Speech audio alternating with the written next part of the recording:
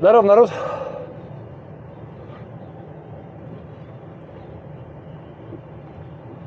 Сейчас вам не скажу, расскажу, потому что заколебали вы меня это. Ну, как заколебали? Я, конечно, культурно и вежливо к вам обращаюсь в этом направлении. Вот, писать там в личку и это, там заработки туда-сюда, как можно устроиться и это. Да, ну как устроиться? Устроиться-то можно, все это без проблем. Даже если у вас рабочая виза и пойти легально, все это, ну без проблем. Тут все упирается, какие у вас цели, что вы хотите и как. Просто если приехать подзаработать и уехать, ну, просто будем называть вещи своими именами. Тогда да, тогда можно как бы и нелегально поработать, потому что заработок будет больше.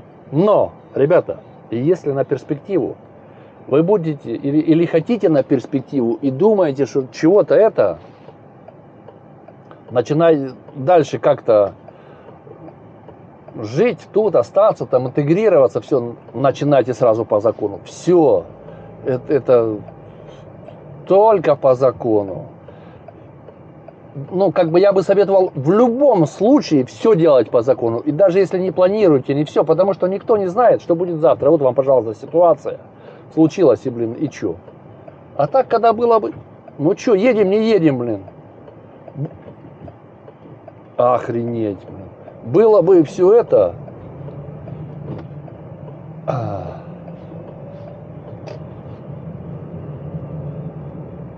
Все намного проще. Когда, конечно, понятно, что в этой ситуации они там идут навстречу, там закрывают глаза, и был сам свидетелем, потом расскажу. Сейчас проговорим про деньги. Но в любом случае, это с моей стороны это не обсуждается. Все. Потому что, то есть изначально у вас как бы рынок труда, он своего рода ограничен. Много нюансов, много таких всяких. Ну, вот без знания, тем более без знания языка, там устроишься среди своих, то это, ну, язык это сразу надо учить. Вот, хочешь, не хочешь, телевизор должен работать круглосуточно, блин. Вот.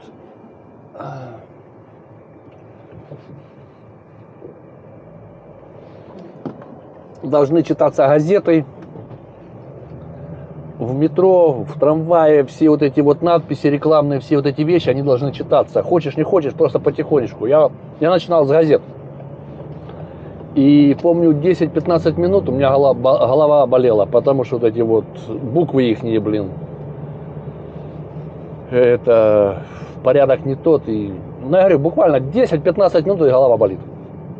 И так потихонечку. Я ни на какие курсы не ходил. Я все выучил сам, экзамены сдавал сам, я все сделал сам. Вот, ни репетиторов, ничего у меня не было. Сказать, что у меня склонности к языкам нет, но когда ты попадаешь в эту среду, то, ну, там, хочешь не хочешь, будешь это разговаривать и, ну, научишься разговаривать. Мне повезло, что я был один среди местных, вот, жил тоже с местным. Вот, и я язык выучил быстро. Плюс телевизор я выучил быстро. Вот. Дальше. После того, как вы там, как вы решите, как вы будете работать, как вы захотите, вот, в зависимости от визы там или как. Вот, после ПМЖ у вас открывается вообще все. Вы вот считайте, что вы гражданин страны. После ПМЖ открывается рынок труда вообще. Без ограничения, без... Много фирм не хотят брать, когда у вас виза на жительство или какая-то, ну, рабочая виза, но вид на жительство. Не хотят брать, это заморачиваться, это там на полицию надо, все. Фирмы не хотят. Когда у вас ПМЖ, все, на 10 лет, никто не заморачивается, вы не собираете никакие документы, ничего. Потом, когда вам нужно продлить, вы просто приходите, платите 100 евро за карточку, и вам дают карточку через 10 лет. И все. Ну, до момента окончания, там, за 2 месяца, по-моему, это. Но это на рынок труда это не влияет никак. И ничего собирать не надо, ничего не... Вы просто ее меняете. Как бы, это как бы закончился документ. Все. И вам ее дают опять на 10 лет. Это дают документ. А не ваш статус как бы продлевают или это.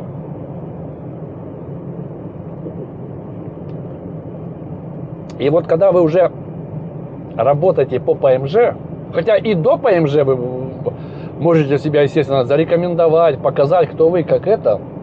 Ребят, и вот это вот все Отсюда уже начинается вот отталкиваться. Ну, понятно, первый год там или полтора, или два будете доказывать, кто вы.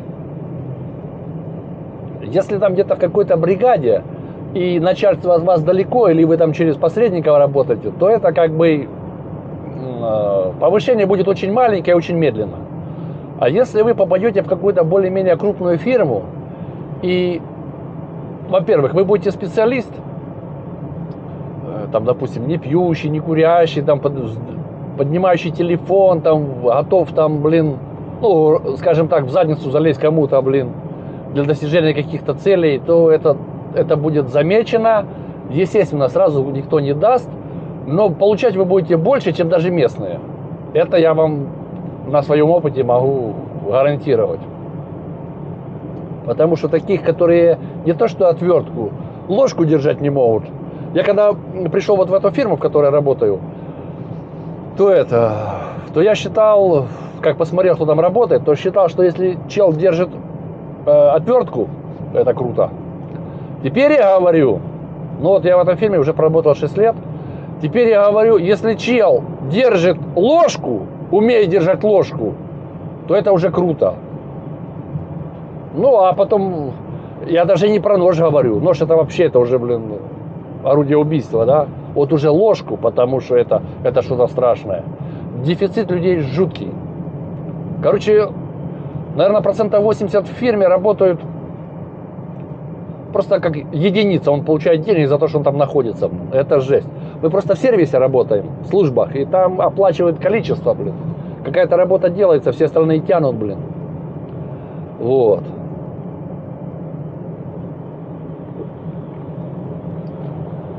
Дальше. Так как вы доказали, что вы что-то, кто-то, о чем-то, но то процентов на 25-30 будете получать больше. Это при одной и той же условиях работы. Плюс халтуры у вас, вам будут подкидывать халтуры. Вы не должны будете их искать. Они вас будут находить сами, плюс руководящий состав, все менеджеры там или управляющие, или кто будет, они вам сами будут подкидывать работу. А там уже, как договоритесь, там или сдельщина, или почасовая, и как это. Плюс, если будете работать в каких-то сферах таких вот, ну, службы,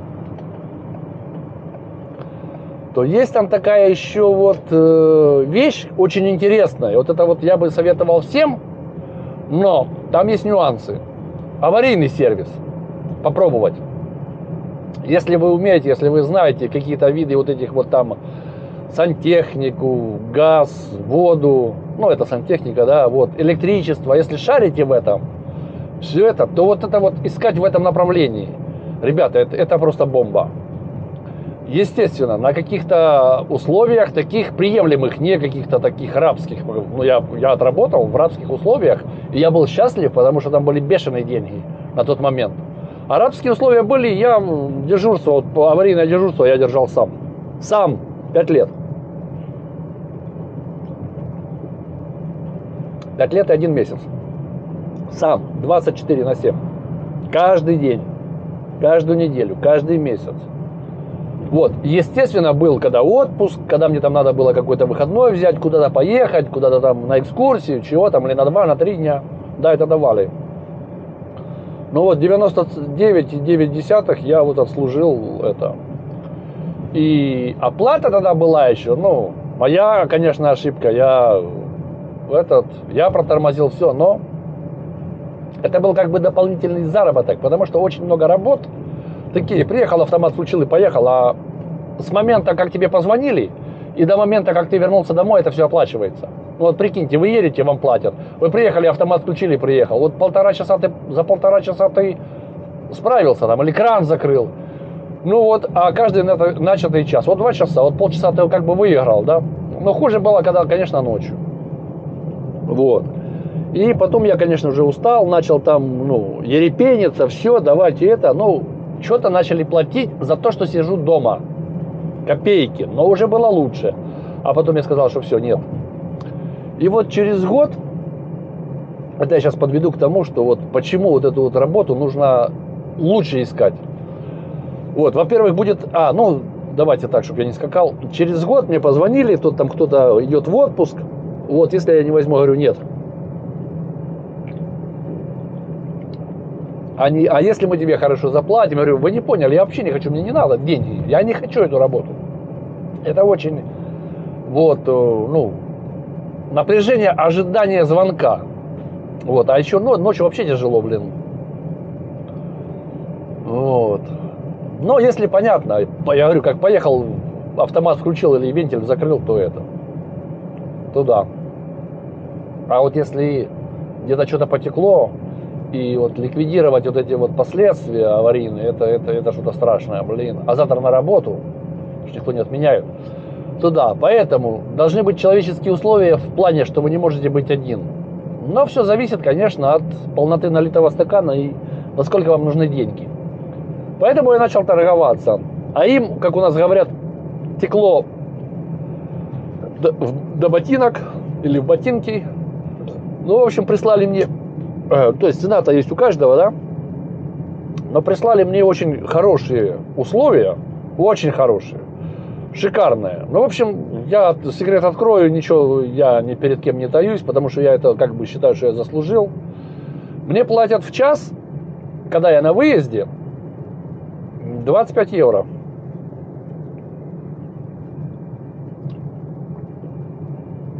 Еду я туда, еду я назад, нахожусь я там, 25 евро в час. Вот. Когда я сижу дома на заднице, жду, да, вот там, например, суббота или там воскресенье, там, или вечер, или ночь, ну, вот сейчас расскажу, как оплачивается, то мне платят, сейчас скажу, 2,5, евро 40. Вот, евро 40 я сижу, вот, сплю, сижу, хожу, евро 40. Немножко продешевел, надо было на 1,5 давить, ну ладно, мой косяк, все. Вот, теперь, как это оплачивается? Например, вот понедельник рабочий день, вы приехали на работу, закончили там, ну вот я заканчиваю в 2:30, а дежурство у меня начинается, ну чтобы просто было понятно, с 6 вечера, то есть с 18:00 до полночи этого дня, да? А с полночи 00 часов до 6 утра, потому что в 6 уже все идут на работу, уже там, если что-то случится, то подождут. Никто не умрет. Вот. Ну, получается 12 часов, ну, чтобы просто, когда день-то ломается, вот, 12 часов. Вот 12 часов умножаем на час, на евро 40, 12 евро и еще 4,80, да? На 40. Ну да, да? 12 на 4. Что я? Ну я же правильно считаю.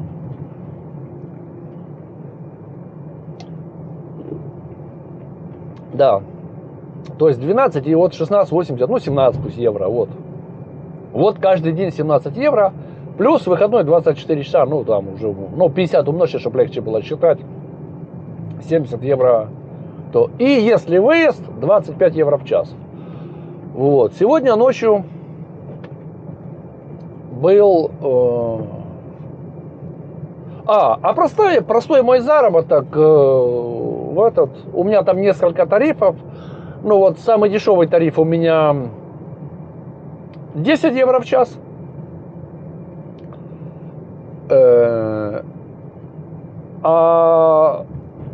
Ну, самый дорогой он сейчас нет, я там немножко сделал скидку, а тот, который подороже, этот, получается, сколько я сказал, так, 10 евро, а тот подороже, тот 12 евро, вот два тарифа у меня. Вот, получается, авария, если по дорогому тарифу, то у меня получается вот двойная оплата.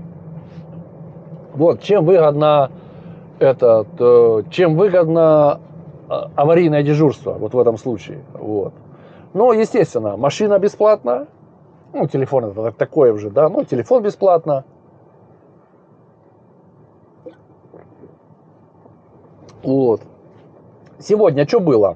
Ну, то есть, вот сегодня 24, да, грубо говоря, вот сегодня за выходной я получу с полночи до полночи 70 евро. Грубо, там, чуть-чуть меньше. А в 12:30 ночи был выезд. на вентиляцию. Вот, я в предыдущем видео рассказывал. Вот, там случилось 2 раза это, пожарную кнопку нажали, ну, там 1 раз пожар, а потом кнопку еще нажали. То есть 2,5 часа, ну, вот, да, это там, ну, 2,5 на 25 умножить, там, 62,5 евро, да. И вот сейчас вечером случилось, вот мне позвонили, вот, ну, тут уже будет 3 часа. А тут получилось, в торговом центре реконструкция была, вот, и это...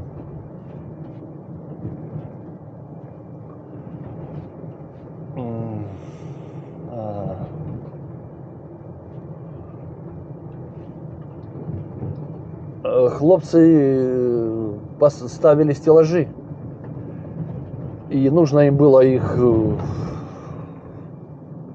укрепить к полу, и просверлили это отопление. Ну и вот ездил посмотреть, как там что закрыть, куда убрать, это потому что со 2-го этажа протекло на 1-й, в аптеку там, ну, лекарства, ну, там, Шкода, что-то, ну, так, по предварительным данным, 50 тысяч вроде, 40 тысяч евро. Ну, понятно, страховки, все эти там компании, все там работает. Дядя, а за рулем нельзя с телефоном вот балакать, но это... И вот я поехал, вот в 6 часов мне позвонили, я поехал. Час добирался. Вот. Ну, не час, 43 минуты. Вот. И это, там все это порешал, нашел, посмотрел, рассказал, куча телефонных звонков, все остановили, все это. И сейчас еду домой. Ну, вот, ну, 40 минут буду, ну, 40 минут еду домой. Вот. Ну, вот 3 часа у меня получится. Ну, вот 3 часа это 75 евро. То есть за сегодня у меня получится 70 евро, 75, 145, и там еще 62, да, ну, 200 евро, то, что, ну, все, считайте, что сидел дома, блин, вот, 200 евро за то, что ты сидел дома. Вот, но еще что, вот это вот 8-й день я держу, ну, вот у меня дежурство, да, у меня уговорили, я из-за таких условий согласился, не знаю, сколько платят напарнику, сколько там он это, мне это не касается. Вот, то есть сегодня 8-й день, вот как я держу это, да, дежурство у меня, 8-й день. Это 7-я авария.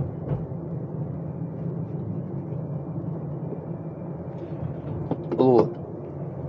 Так что, ребята, кто вот это вот думает как-то там уехать за границу, интегрироваться, все. И даже если не думает так, просто как бы временно, как вот я еще объяснял, делайте все по закону. Делайте только по закону. Это открывает такие возможности, такие перспективы. Если будете вот усидчивы, хотеть добиться там чего-то как-то. Потому что я вот когда приехал, я тоже не хотел, ну, я не видел, чего остаться. Нет, мысли остаться и желания не было. Было это поехать, заработать денег. Все. Вот это у меня была цель, заработать денег, потому что надоело сидеть вечно без денег, в долгах, там, не вылазить с этого. Вот я поехал из экономических соображений, потому что дома я не смог заработать денег, не было у меня мозгов. Вот. А здесь я себя реализовал. Поэтому вот так. Но я изначально, у меня было все, я как-то, то ли оно само собой получилось, то ли я не хотел, то ли я не знал, но потому что я приехал баран бараном. Вот. И вот меня там за ручку водили, показывали все, и я таким образом все делал по закону, отчеты все, налоговые, все. У меня хранятся еще, блин, самые мои первые, по-моему, там надо хранить, я не помню сколько, если частный предприниматель, там, допустим, 15 лет или 12, а если фирма, то 20 или 25, ну, что-то такое, и поэтому там у этих фирм там такие архивы, что мама не горюй, блин. Вот сейчас в офисе, где работаю, где я обслуживаю, там тоже ликвидация была архива, блин, Ну там, по-моему, с 2006 года они ликвидировали. А это что значит, да? Это 15 лет. А, ну может я немножко путаю. Вот. А, ну это 17, да, 17 лет. Да, ну что-то такое, я говорю, там, может 15 лет у них там. Значит, может я немножко путаю. Но не важно. В общем, смысл такой.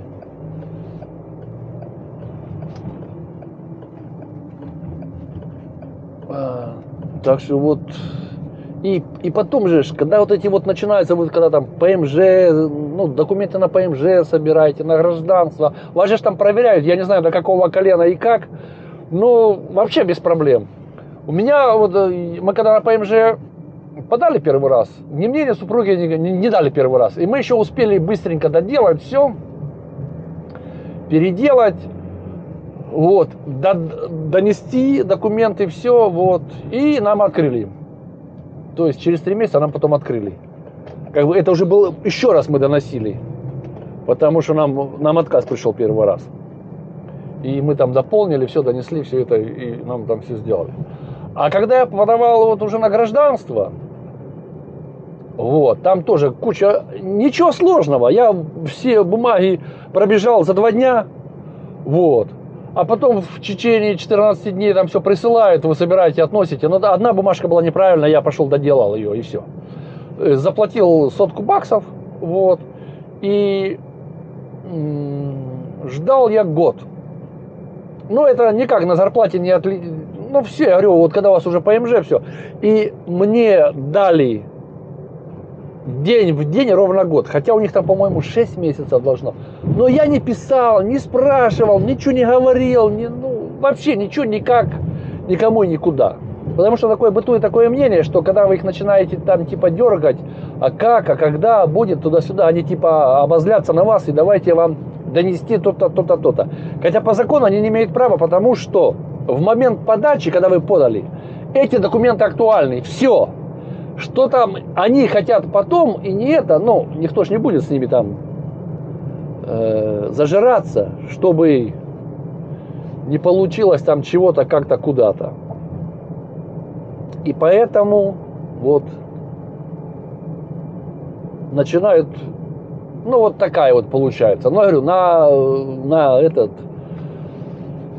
на зарплату роли не играет. Если я ПМЖ говорю, ПМЖ это все, уже все. Рынок труда открыт, блин, делай, что хочешь, как хочешь и с кем хочешь. Ты только, ну, ты не можешь работать в полиции, например, там, президента не выбирать, где-то там на какой-то должности, где-то, может быть, в какой-то в налоговой инспекции. Я не знаю эти детали, там все. Хотя думаю, что можно, блин. Ну, в общем, как-то так. Поэтому небольшое там, говорят, в кредитовании, когда вы гражданин, как-то там какая-то поблажка идет. Плюс, ну, большее количество стран не нужна виза. Вот. Ну, плюс вы гражданин ЕС уже. Ну, вот. Ну, государство ЕС. Паспорт у вас ЕС. Вот. Ну, вот как бы такие все. Ну, там, на вас смотрят не как на гражданина третьих стран, а это. Вот как бы, не знаю, ну, естественно, документы, все это, что вы уже не бегаете, ничего не собираете, ничего не это, ну, все совсем по-другому. Как-то так это выглядит.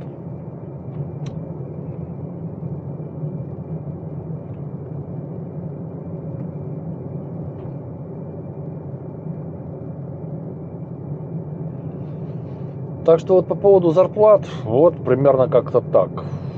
Я говорю, есть перспективы, есть, ну, все, если будете делать по закону, все будет. Ребята, все будет. То есть нужно хотеть. Я работаю руками, работы никакой не боюсь. Я только не умею каменщика. Вот там вот это вот белить, штукатурить, кирпичи ложить. Все, ребята, это не мое. Не могу я, не хочу, не это. Так, сейчас пойдем, я покажу, как мы еще никогда не ездили. Вот это я 100% помню, что мы так еще не ездили. Я это не показывал, этот путь. Ой, успеем, успеем. Главное, чтобы слева никого не было. Зараза. Ну, едь, блин. Балбес. А ну, кто это? Сейчас посмотрим. Поляк, что ли? Словак, блин. Вот. И поэтому делайте все по закону, и все будет. А фушки, ну это на местном языке фушки, халтуры, они оплачиваются вообще. Сколько вы придумаете, как вы договоритесь, как сможете, так и будет. Там вообще, блин, там космос. Если будете дружить с головой, с руками, все, ну.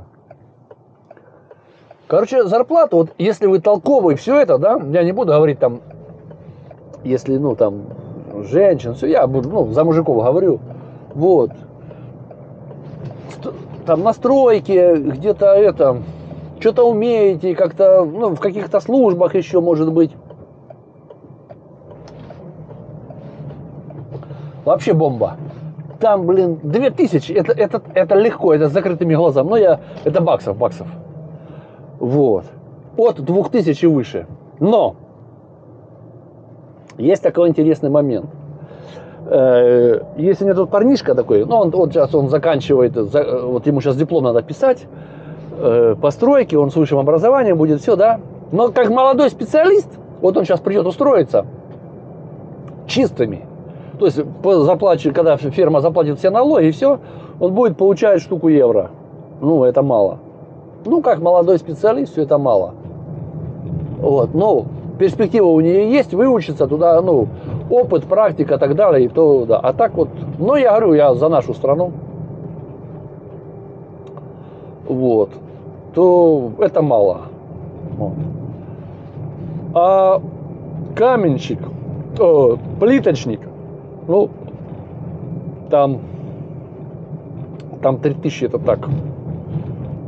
Но это издельщина.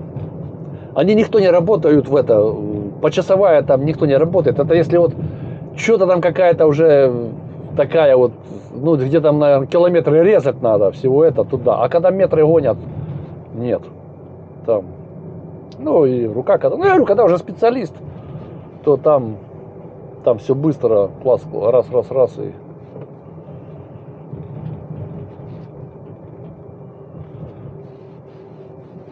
Так что, в общем, кто хочет заработать, тот заработает. Надо ведь не работать, а зарабатывать. Это вот, когда научитесь это понимать, вот, то все будет хорошо. Поэтому никого не уговариваю.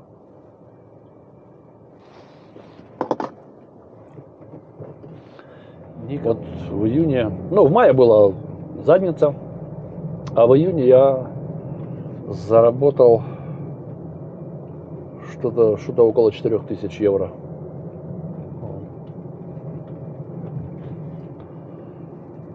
Так что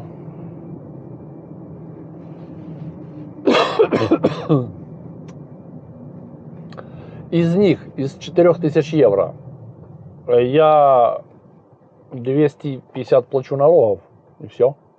Это чтоб, ну, вот на руки я получил, да, вот. Ну, получается 3750. Ну, плюс-минус. Вот, а все остальное, остальные чистые. Вот. Так, потому что у меня ставка единый налог. Вот. И я получаю, когда у меня уходит каждый месяц 17 числа у меня уходит платеж, ну, постоянный, или как он назвать правильно. Вот, на один счет. А они уже там между собой сами разбирают. Это вот 2 года или 3 как ввели. Это просто супер. Вот. Просто супер. Но хотят еще там ввести прогрессивный налог. Ну, не знаю, если ведут или нет. Если ведут, люди начнут прятать деньги. Ну, как обычно, это же везде это есть. И идеальной страны не существует.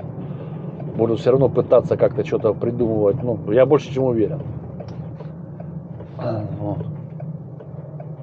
Но вообще вот эта система классная. Вот. То, что на один счет посылаешь, и все. Каждый год там какая-то небольшая инфляция. Но в этом году, по-моему, на 10 баксов, по-моему, больше стали платить в месяц. Вот. Так что, ребята, вот. как заработать 200 евро в день. Вот вам мой пример.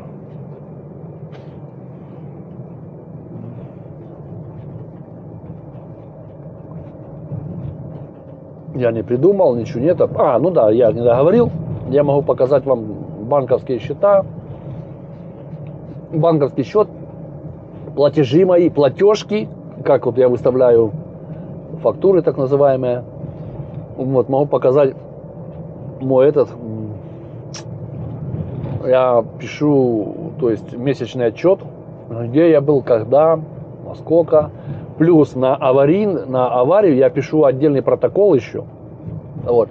Помимо того, что я в таблицу записываю свой отчет месячный, плюс к авариям я еще на аварии я пишу отдельный протокол. Так что у меня все законно, все честно, все открыто и прозрачно. Он как был тут у нас один, как он говорил, она настолько хрустальная, что хрустальной уже быть не может, блин. Вот примерно так. Так что, ребята, еще раз повторюсь, кто хочет зарабатывать по 200 евро в день, пусть не каждый день, начинайте все по закону, все честно, и тогда все будет. Так что всем спасибо за ваше время, всего доброго и до скорых встреч.